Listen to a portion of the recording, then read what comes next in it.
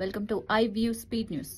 తెలంగాణ నూతన డీజీపీగా బాధ్యతలు స్వీకరించిన సివి ఆనంద్ గవర్నర్ శివప్రతాప్ శుక్లాను లోక్ భవన్లో మర్యాదపూర్వకంగా కలిశారు. ఈ సందర్భంగా గవర్నర్కు పుష్పగుచ్చం అందజేసి అభివాదం చేశారు. డీజీపీగా బాధ్యతలు చేపట్టినందుకు సివి ఆనంద్కు గవర్నర్ అభినందనలు తెలిపారు. రాష్ట్రంలో శాంతి భద్రతలను మరింత బలోపేతం చేయాలని సూచించారు. పోలీసు శాఖ పనితీరును మెరుగుపరచడంపై చర్చ జరిగింది. నూతన సాంకేతికతతో పోలీసింగ్ను బలోపేతం చేయాల్సిన అవసరాన్ని ప్రస్తావించారు. ప్రజల భద్రతే ప్రథమ కర్తవ్యమని పేర్కొన్నారు. ఈ సమావేశంలో రాష్ట్ర భద్రతా పరిస్థితులపై సంక్లిప్త సమీక్ష కూడా జరిగినట్లు సమాచారం. భవిష్యత్తు కార్యాచరణపై కూడా చర్చించారని అధికారులు తెలిపారు. ఈ భేటీ సానుకూల వాతావరణంలో ముగిసింది.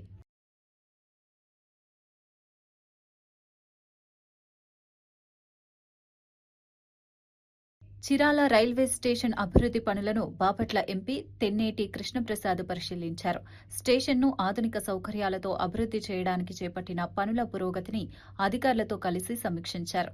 ప్లాట్ఫామ్ల విస్తరణ, ప్రయాణికుల సౌకర్యాలు, భవన నిర్మాణ పనులను క్షుణ్ణంగా పరిశీలించారు. గత పర్యటనతో పోలిస్తే పనుల వేగాన్ని అంచనా వేసి మరింత వేగవంతం చేయాలని సూచించారు. నిర్ణీత గడువులోగా పనులు పూర్తి చేయాలని రైల్వే అధికారులను ఆదేశించారు. ప్రయాణికులకు మెరుగైన సౌకర్యాలు అందించడమే లక్ష్యమని తెలిపారు. అభివృద్ది పనుల్లో నాణ్యత విషయంలో ఎలాంటి రాజీ ఉండకూడదని స్పష్టం చేశారు. స్టేషన్ అభివృద్దితో ప్రాంతీయ రవాణా సౌకర్యాలు మెరుగుపడతాయని పేర్కొన్నారు. బెడ్ కూడా ఏర్పాటు చేసేసాం. బెడ్ కూడా రేపు వేస్తారు, రేపు కానీ ఎల్లుండి కానీ వేస్తారు. వర్క్ స్టార్ట్ అవుతుంది. త్వరలో మనకి ఎస్కలేటరు అండ్ ఫుట్ ఓవర్ బ్రిడ్జ్ పోవడానికి ర్యాంప్ వస్తుంది. ఇప్పుడు ఉన్న ర్యాంప్ కూడా బాగాలేదు, స్టెప్స్ ఎగుడు దిగుడుగా ఉన్నాయి. దాన్ని కూడా కరెక్షన్ చేసే అవసరం ఉంది. నేను అధికారులతో అడుగుతున్నాను, రైల్వే అధికారులతో దాన్ని కూడా రెక్టిఫై చేయమని చెప్తాను. అయితే నేను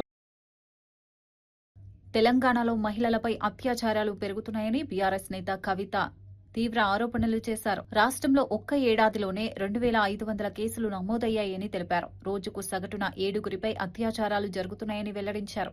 నమోదైన కేసులే ఇన్ని ఉంటే నమోదు కాని కేసులు ఇంకా ఎన్ని ఉండవచ్చని ఆందోళన వ్యక్తం చేశారు. నిందితులకు పోలీసులపై, ప్రభుత్వంపై భయం లేకుండా పోయిందని ప్రశ్నించారు. మహిళల భద్రత విషయంలో ప్రభుత్వం విఫలమైందని విమర్శించారు. సీఎం రేవంత్ రెడ్డి వెంటనే చర్యలు తీసుకోవాలని డిమాండ్ చేశారు. ఆడబిడ్డలకు రక్షణ కల్పించడంలో నిర్లక్ష్యం చూపుతున్నారని ఆరోపించారు. కఠిన చట్టాలు అమలు చేయాలని కోరారు. లేకపోతే మసీద్ని ఏదో చేస్తారు, లేకపోతే ఒక చర్చ్ మీద దాడి చేస్తారు. Why is this happening? Why are you not able to control? Nizamabad జిల్లా ఆర్మూర్ మండలం పెర్కిట్ గ్రామంలో రైతులు ధాన్యం కొనుగోలు ఆలస్యంపై నిరసన చేపట్టారు. తమ పంటను వెంటనే కొనుగోలు చేయాలని ప్రభుత్వాన్ని డిమాండ్ చేశారు. కొనుగోలు కేంద్రాల్లో కార్మికుల కొరత వల్ల మరింత ఆలస్యం జరుగుతోందని తెలిపారు. ధాన్యానికి కోతలు లేకుండా సక్రమంగా సేకరణ చేయాలని కోరారు. రైతులు నినాదాలు చేస్తూ తమ సమస్యలను అధికారుల దృష్టికి తీసుకెళ్లారు. పంటను నిల్వ ఉంచడం వల్ల నష్టాలు వస్తున్నాయని ఆవేదన వ్యక్తం చేశారు. అధికారులు తక్షణమే స్పందించి సమస్యను పరిష్కరించాలని డిమాండ్ చేశారు.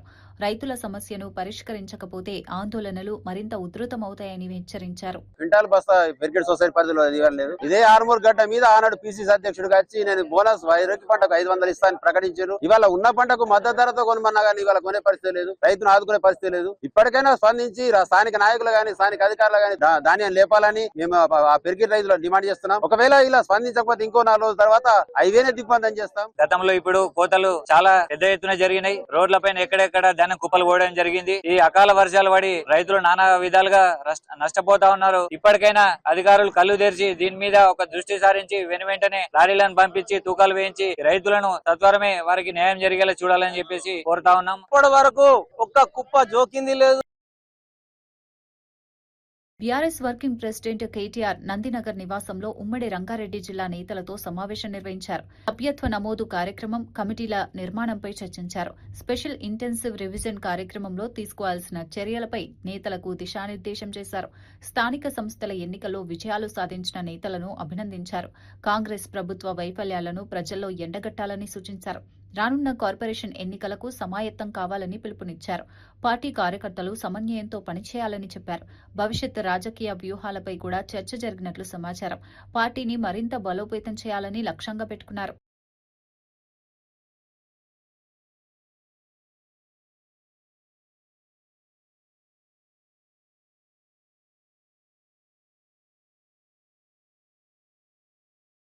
ఆంధ్రప్రదేశ్లో గ్రామాల పారిశుధ్యాన్ని మెరుగుపరిచేందుకు ఉప ముఖ్యమంత్రి పవన్ కళ్యాణ్ ప్రారంభించిన స్వచ్ఛ రథాల విశేష ఫలితాలిస్తున్నాయి. చెత్త సేకరణను శాస్త్రీయంగా నిర్వహిస్తూ గ్రామాలను పరిశుభ్రంగా ఉంచడంలో ఈ వాహనాలు కీలక పాత్ర పోషిస్తున్నాయి.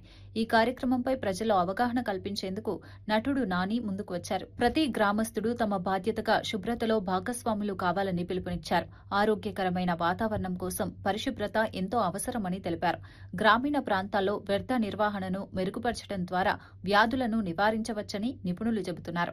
ఈ కార్యక్రమంతో గ్రామాల రూపురేఖలు మారుతున్నాయని అధికారులు పేర్కొన్నారు. అండ్ ఇన్ జనరల్ గ్రూప్స్లో కానీ ఫ్రెండ్స్తో కానీ ఇరాన్ అమెరికా మధ్య ఉద్రిక్తతలు మరింత పెరుగుతున్నాయి. ఇరాన్ చమురు నౌకను అమెరికా నౌకాదళం స్వాధీనం చేసుకోవడం అంతర్జాతీయంగా చర్చనీయాంశమైంది.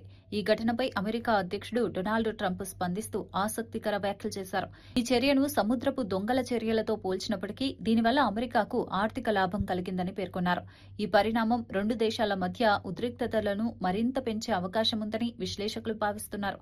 సముద్ర మార్గాల్లో భద్రత, చమురు సరఫరాపై ప్రభావం చూపే అవకాశముందని చెబుతున్నారు. అంతర్జాతీయ రాజకీయాల్లో ఈ అంశం కీలకంగా మారింది. పరిస్థితులు ఎలా మారుతాయన్న దానిపై ప్రపంచ దేశాలు దృష్టి సారిస్తున్నాయి.